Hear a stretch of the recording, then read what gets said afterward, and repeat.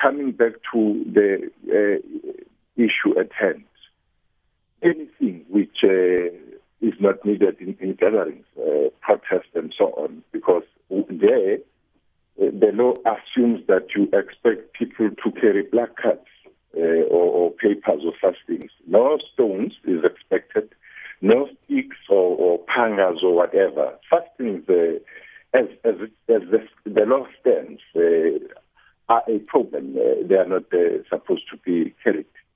So in other words, if this law had been dealt with before August last year, people in Marikana who were carrying those traditional weapons would have been arrested, all of them?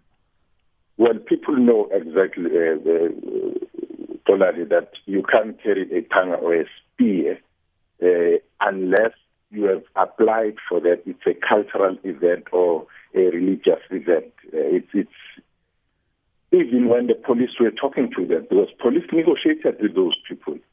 They understood that they are breaking the law. Police were even saying to them, please lay down your arms. So it's something which people know. It's not a discovery that if you come out or you leave your home with a spear, it's against the law. It's known.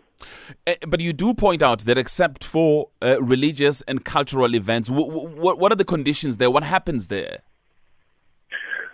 Well, the conditions, the law, as it stands, Tolani, states that unless there is a suspicion that what you are carrying may be used in breaking the law or in hurting and harming other people. Now, from time immemorial, the religious and cultural events have been held and are being held all over the country without any incident. But you would know that in South Africa today, if you have people protesting, definitely there's going to be damage to property. Somebody's going to be hurt or harmed.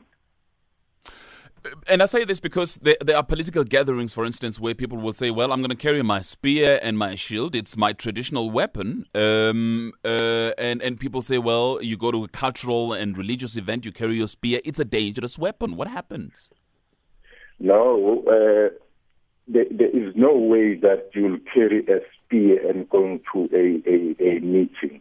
As I say, it is known. There are rituals. If you go to different provinces, there are rituals which are known, conducted by certain religious bodies, conducted by cultural bodies, and those are known, and police are brought. In fact, police become part of those processes because they are done within the law. Where you gather with your peers because you have a gripe on a particular service which is not delivered, where you go for a labor protest, we expect you to carry a black card.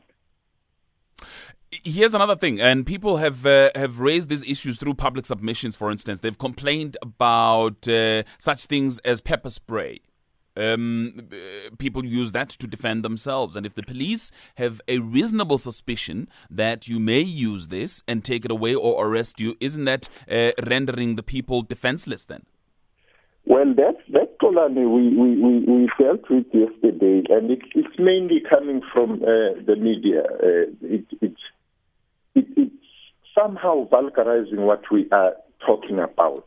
You and I know that the property which has been destroyed in recent times in public protests has nothing to do with pepper sprays. The people who have been hurt and harmed, you would know exactly what is it that has been used, whether it's stone, whether it's spear or panga and so on.